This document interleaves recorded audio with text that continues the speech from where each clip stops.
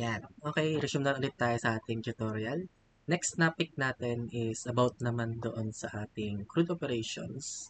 Pero doon na tayo sa ating retrieve or doon sa read na part. Since natapos na natin yung create, doon tayo sa part kung paano naman natin i-display or paano natin kukunin yung data natin from our database and i-display natin sa ating page. So, balik tayo dun sa ating application. Sige.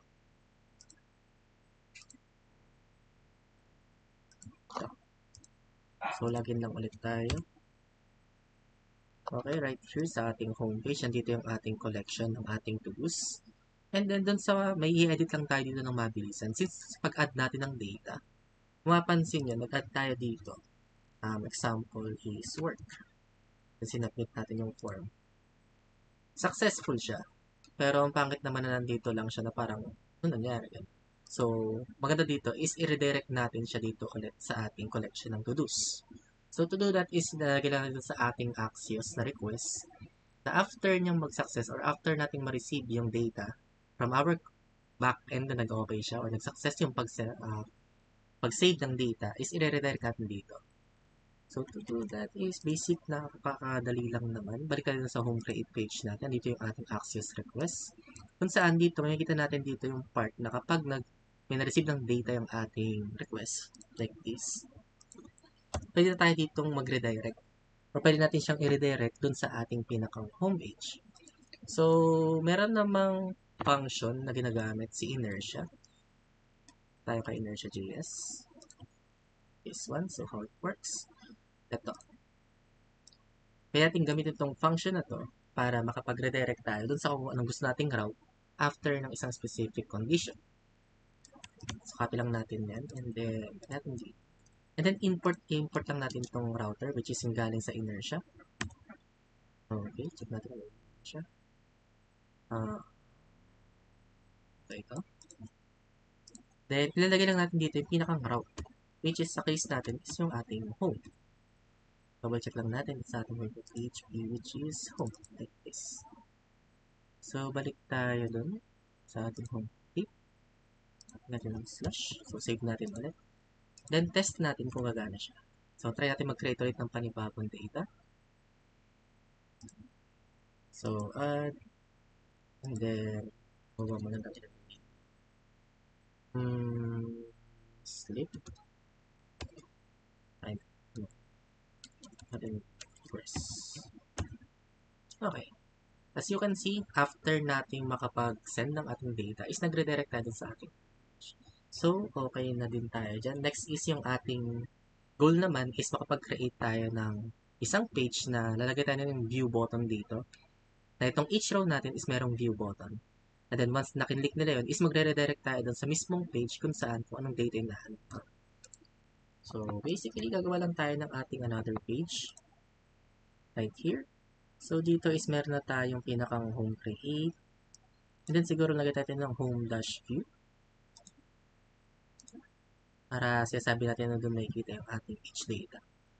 New file. Home. View. JSX. So, then copy lang din natin yung ating pinakang initial template. Siguro copy natin ito sa may part ng create.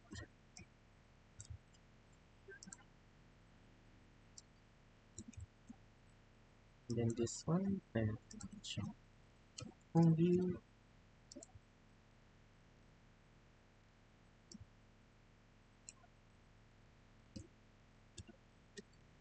Save. And then dito, hindi natin gagamitin dito ng form. Maglalagay tayo dito ng siguro isang card lang din. And then yung information na kinlik natin. Pro. So for now, islagay lang natin dito is yung data. Data.name. Or maglalagay na tayo dito ng isa pang table. Or siguro isang paragraph lang or card.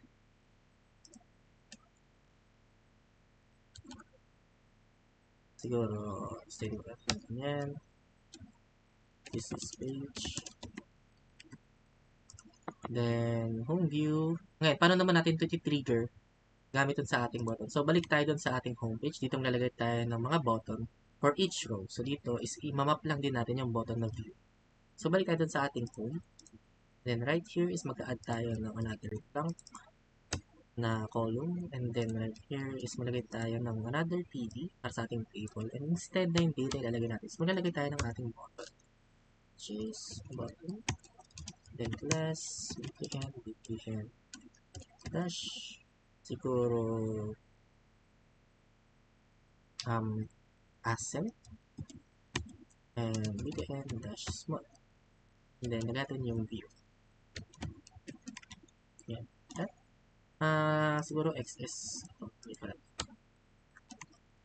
Yan.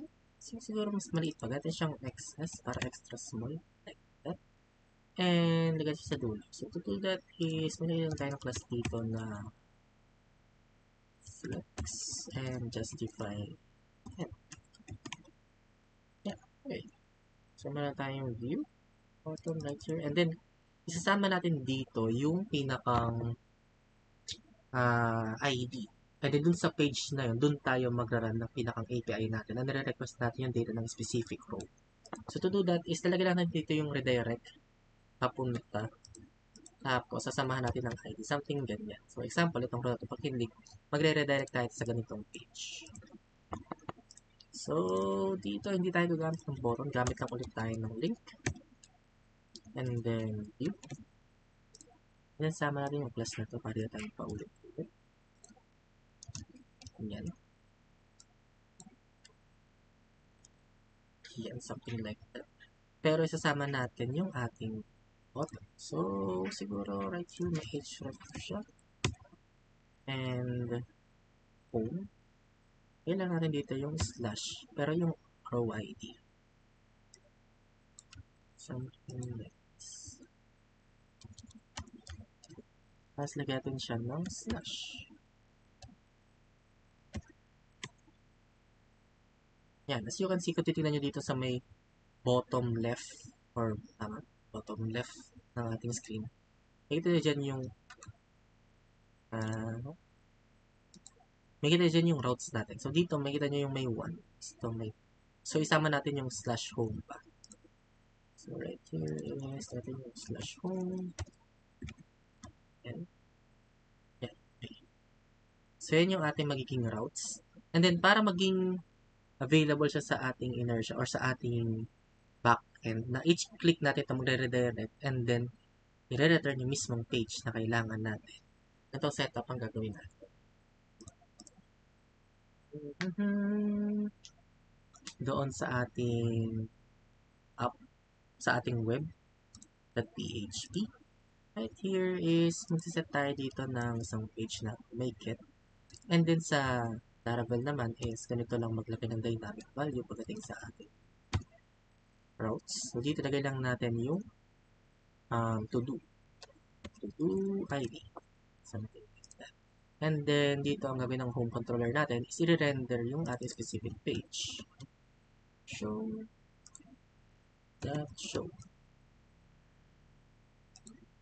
Okay. Tapos punta tayo sa ating home controller. So save natin to. And then gagawa tayo ng function ng show na may kasamang ID. Create to do. Meron tayo gawa tayo ng public function. And then meron siyang parameters na kasama yung ID. So to do ID, which is variable. And then, dito sa part na to, since meron tayong controller na naka-specific na nakatingin sa ating model, siguro yung gawin natin dito is pagtan na rin natin to. Gawin natin, tatawagin lang natin yung ating to-do controller. For now, gamitin mo natin this sa show. So, since meron tayong pinaka-capture lang na to-do is equals, hindi natin siya gawin. Copy na. So, gawa tayo dito ng function na kumukuha ng specific to-do. So to do that is public function get to do. So, sinasabi natin ito, kumuha na siya ng isang base ID. So, lagay mo A. And then, meron mga function si ORM natin na nagiget lang ng isang database sa kumuha ng ID. So, we're going to do, then, to do model, and then find. Find natin siya based on ID. And then, i-return lang natin yung data. Return to 2. Yeah. And then, paano naman natin ito i-trigger dun sa ating home controller? So, i-create natin yung instance ng ating to-do controller dun sa ating home controller. So, like this one.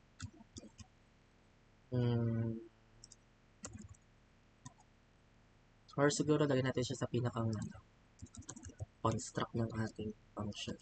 Ng ating controller. Public function construct. And then this, buhat ng public natin para sa ating controller. Controller or to-do controller.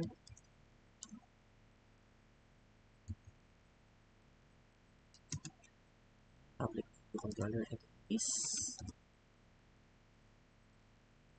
to-do controller is equals to new to-do controller. And then, paano natin siya gagamitin? Tawagin lang natin itong instance na ito. And then, right here is gagamitin natin yung ginawa nating function right here, which is yung ating get to do. And right here is, yan. And then, i-store lang natin siya sa ating variable, which is here.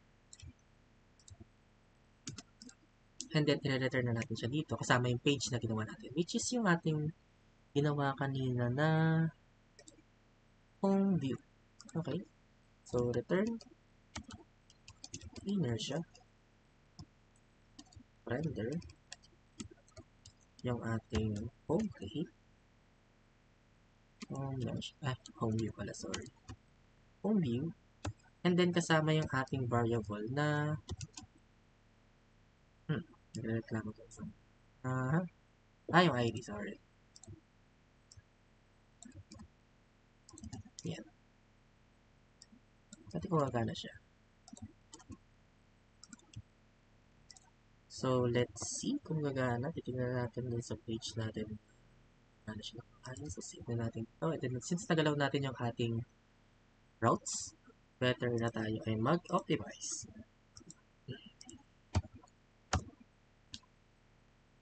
And then, check lang din natin kung anong mga magiging error. Sabi sa inyo, huwag kayong matakot kung magkakaroon ng error. Check lang din natin ka. So, view natin ito. Okay, ano nangyari? Hindi siya nag-revera.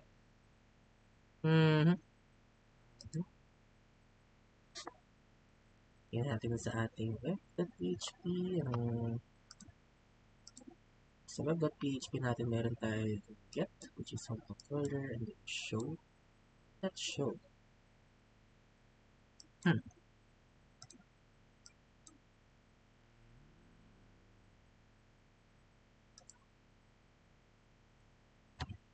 Wala siyang correspondence. Home is not defined sa ating home view. Home view.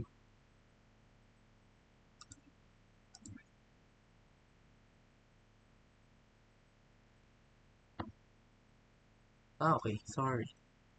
Yung pala yun. Yung kasi copy-paste pa. Okay, let's test again.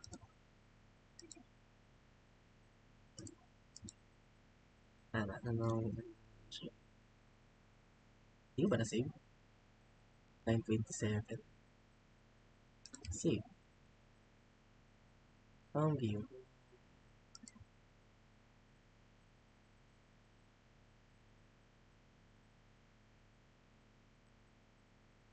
So, okay. So, complete. Nakaganto lang din siya. Okay. Ito natin yung ating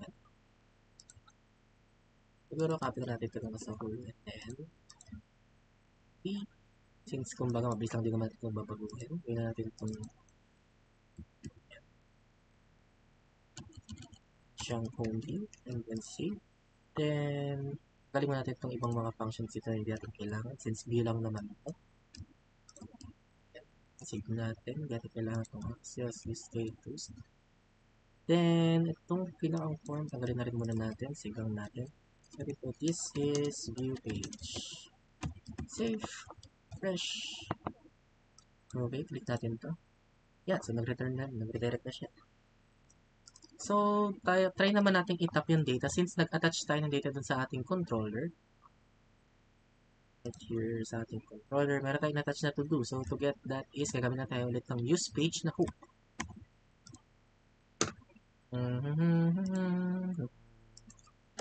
So, right here, let's try another, or initiate another data. And then, use page natin. Props. And then, siguro tap na natin siya agad sa ating to-do. And then, console lang natin siya. So, log to-do.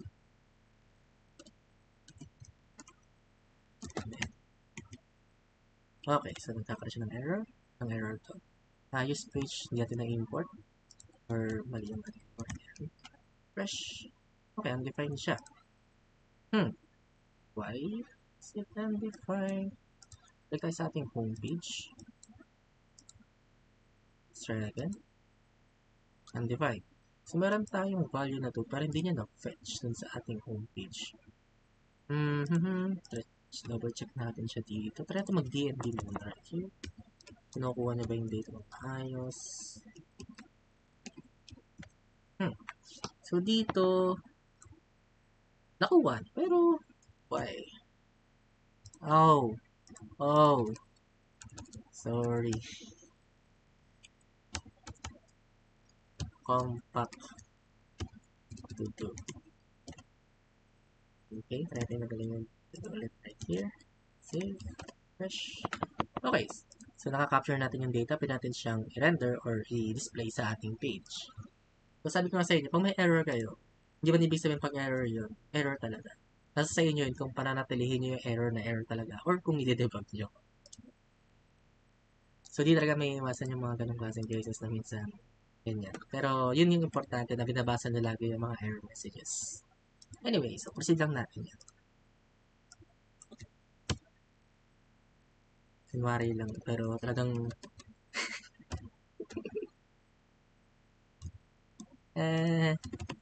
yes. Ayun, lunch. Lagay tayo dito siguro ng basic H1. Nilagay natin ng class na font dash bold natin siya ng konti or semi-bold lang. And then, siguro lagay natin ng konting size, text dash LG. And then, lagay natin dito yung to-do.me. Yan. Dito, siguro, gawin natin yung status. Maiksi lang. Tapos, lagay natin ng button dito. I-ready na rin natin siguro dito yung data ng for delete tsaka update. Tapos, lagay lang tayo ng back. Punta dun sa homepage ulit.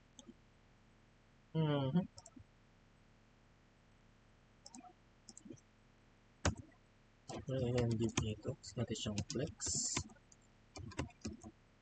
Tapos, natin siyang justify between. And then, lagay natin itong isa. Save. And then, lagay natin yung current status directly. Siguro natin siyang paragraph or span na lang. Span. And then, natin plus na text dash LG also LG. Pero, as is lang yung kanyang font. And then, lagay natin yung to-do that status. Okay. And then, lagay natin sa baba yung update or delete or back. What tayo ng another div right here. Lagay tayo ng plus na flex again. And, or siguro, pwede siguro tatlong button kagad since naka-inline naman kagad yung button. Plus btn dash primary. Siguro dito is update or rin success na lang dito. So, natin okay. So, natin siyang btn dash sm. Then, another button for our and back.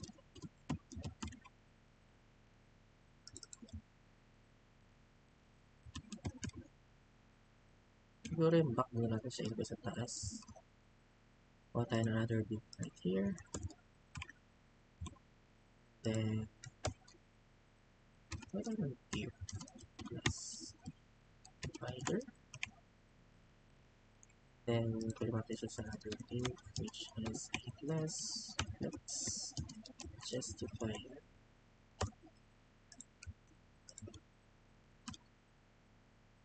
Sorry. Yeah. Okay. And then yung back natin is gawin natin siyang red. Red. And then dito is hindi na siya siguro pasok sila dito. Tapos natin siyang justify sector. And then, pasok ko ng dalawa. Oops. Yeah. And then, lagyan natin sila ng gap. Gap dash there. Or 5 rather. Okay. And then, this one will be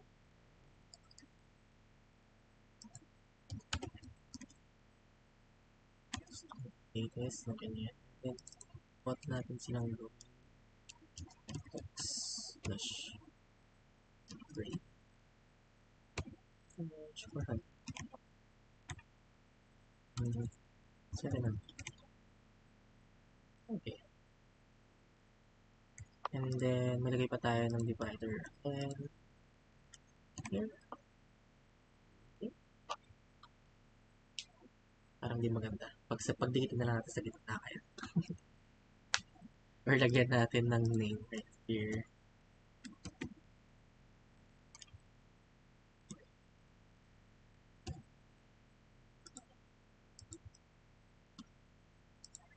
Or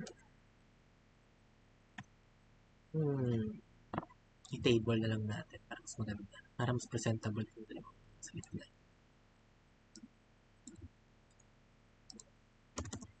So, table yung class. Table dash SM. May tayong phead, may tayong PR. May tayong PD, PH. And mail. May tayo ng status. And then, malagay tayo ng P-body. May tayo ng PR. May tayo ng PD. So, ilagay yung to-do.name. And then, status. Okay. So, palagi ko mas okay yun. Kasi kita mo kaagad. And then, kung i-update natin yung data na to or hindi. So, itong back natin is gagawin natin redirect. Gagamitin na din ulit natin yung yung router ng inertia. So, to do that is kailangan naman yung part na to. And dito sa part na to, hindi pwede natin gamitin yung link ng inertia. Yung link. Bakit hindi nalabas yung ating inertia?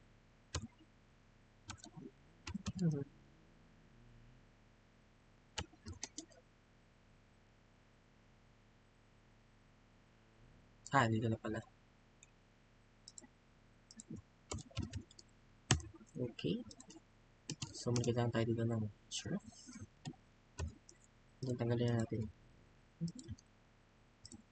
Kailan tayo ng plus right here.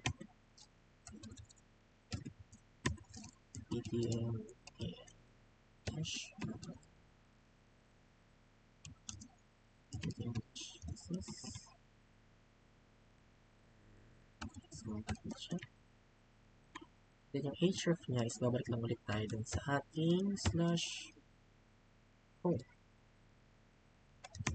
So, mabilang natin ito. Redirect na doon siya sa ating y.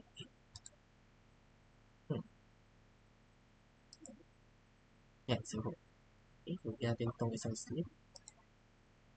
Okay. So, dito is successful na natin nagawa yung ating kailangan gawin, which is nagiget natin yung specific na data or nare-retrieve natin yung data from our database using yung ID lang ng ating data. So, right here is may kada row. And then dito is mapansin nyo, may mga routes tayo.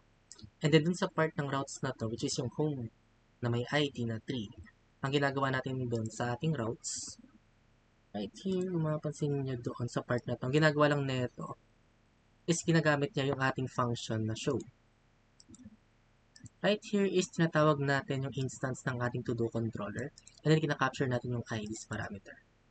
And then kung titignan natin itong to-do na function, ang ginagawa lang naman nito is tinatap natin yung ating to-do na model and then fina-find natin yung data na merong specific ID. And then yun yung return natin dun sa controller na yun.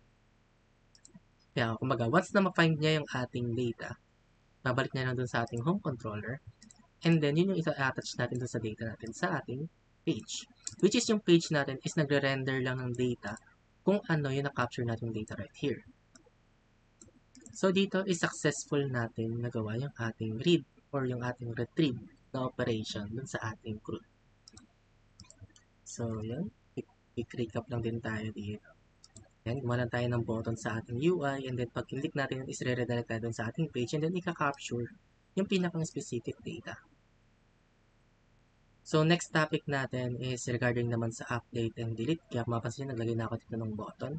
So, ganoon lang din yung function or ganoon lang din yung flow na gagawin natin. Gagawa lang tayo ng specific na command right here or page right here na kapag pinlik nyo itong update is mapunta dun sa form kung saan pwede nang i-update yung ating data.